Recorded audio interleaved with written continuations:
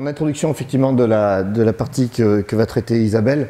sur la matière organique dans le vignoble, on m'a demandé de faire des sorties en fait de chiffres, on va dire bruts, sur les échantillons qui nous sont apportés dans le cadre des analyses de terre et qui passent dans le cadre de celles qui passent par nous, Chambre d'agriculture. Alors donc on a une base avec, vous allez voir, pas mal d'échantillons et c'est l'extraction de ces données qui sont brutes, qui vont vous montrer des choses qui vont être très vite contredites par Isabelle derrière, voire démontées, mais ce qui est normal et ça s'explique très bien. Moi, je vous sors les chiffres bruts. Bon, il y a des choses vraies, puis il y a des choses à discuter. Alors déjà, donc dans ma fameuse base, il y a 6752 échantillons de terre, depuis les premières qui datent des années 76. En fait, et donc avec un gros pic d'analyse qu'il y a pu avoir dans les années 90, hein, quand certaines CAFCOP notamment faisaient des grandes campagnes d'analyse de terre et nous amenaient de l'ordre de 250 échantillons de terre par an, quoi. Donc voilà. Alors déjà, si on regarde la répartition en termes de classes d'argile, pour voir un petit peu ce qu'on a au niveau de la base, vous avez ici donc les classes d'argile, donc 20% de sol entre 0 et 10% d'argile, donc très peu argileux, en gros 30%, 10 à 15% d'argile, 18%, voilà, vous avez donc, et les sols, on va dire très argileux, plus de 30%, 18% aussi, ce qui ne reflète très certainement pas l'état réel de ce que la caractérisation des terroirs montre après, de façon plus fine. Mais bon, c'est les chiffres qui sont présents. Ensuite, si on regarde un petit peu la matière organique, donc par rapport à ces classes d'argile,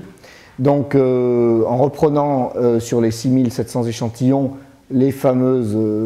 teneurs en argile, on voit bon là très très clairement donc un gradient de teneur en matière organique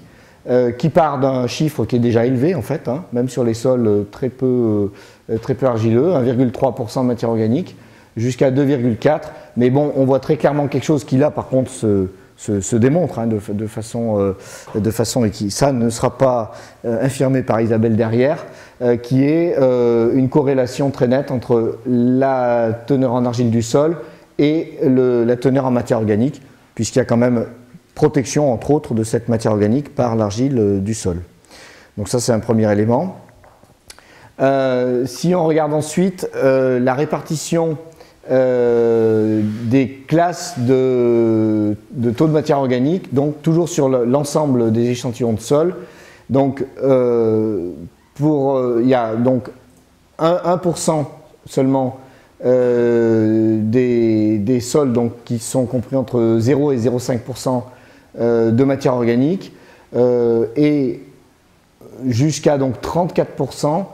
qui ont plus de 2% de matière organique. Donc là aussi une répartition qui semble on va dire montrer une teneur globale dans tous les sols de matière organique qui est relativement élevée. Vous voyez que par exemple le chiffre classique qu'on donne dans la bibliographie comme étant bon pour une vigne en place, c'est de l'ordre de 1,5%, ce qui ne veut pas dire grand chose, mais enfin c'est un chiffre assez classique. Eh bien autour de ce 1,5%, on a quand même une proportion assez considérable de sol, donc ce qui montre une teneur dans les échantillons de la base en matière organique qui est quand même relativement élevée. Alors ensuite, si on dichotomise ça un petit peu entre les vignes qui sont en place, donc on peut considérer comme des vignes certainement avec un taux de vignagé à l'intérieur assez élevé et donc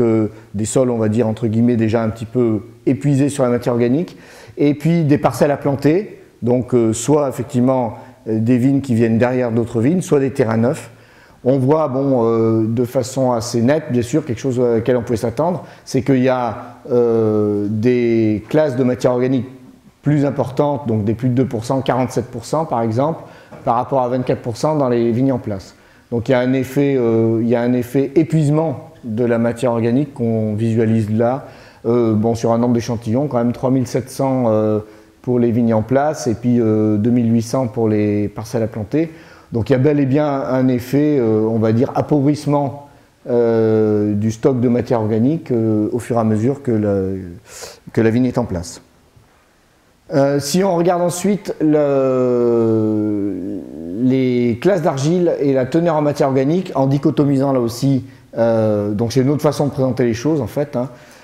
mais en rajoutant la teneur en argile. Donc pour les sols, on va dire, peu argileux, il y a quand même une différence entre les vignes à planter, qui ont une teneur un petit peu plus élevée que les vignes en place, et puis ça se rencontre à chaque fois, donc pour toutes les classes d'argile, même dans les classes d'argile élevées, hein, de plus de 30% d'argile, qui protègent la matière organique, on a bien un différentiel sur donc un grand nombre d'échantillons, hein, 3700 pour les vignes en place et 2800 pour les parcelles à planter, un gradient à chaque fois, un épuisement du stock de matière organique qu'on visualise bien, donc on va dire l'effet culture-vigne, en fait, qu'on visualise bien, quelle que soit la classe d'argile du sol. Donc, la synthèse un petit peu de tout ça, c'est que déjà dans la base, sur les 6700, on a tous les types de sols représentés, ce qui est logique. On a seulement 11% des échantillons qui présentent une teneur en matière organique inférieure à 1%, et ça ne représente, Isabelle vous le dira derrière, bien évidemment pas la réalité du terrain en Beaujolais. On visualise bien que les sols pour les parcelles à planter sont plus riches en matière organique que les sols de vigne en place, donc l'effet culture-vigne qui épuise la matière organique, ça on le visualise bien, avec plus 24% en moyenne, quelles que soient les classes d'argile, enfin sur la moyenne générale, donc de plus 11 à plus 42% de matière organique dans les parcelles qui sont à planter par rapport aux parcelles de vigne en place.